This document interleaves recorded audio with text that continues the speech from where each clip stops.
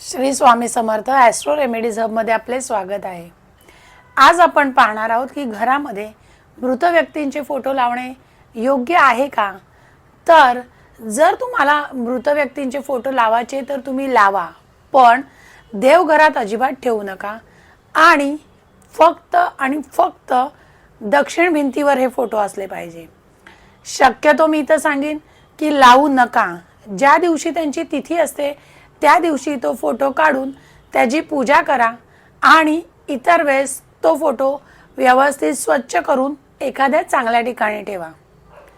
दक्षिण भिंतीला हा फोटो असणे कधीही चांगले, पण तो खिळ्याला लटकवून ठेवू नका, कारण की मृत आत्मा हा तर त्याच्या योनीमध्ये गेलेला असतो, पण उगाच आपण त्यांचा फोटो लटकवून त्यांचा आत्मा लटकवल्यासारखं आपल्या घरामध्ये कायम ठेवतो।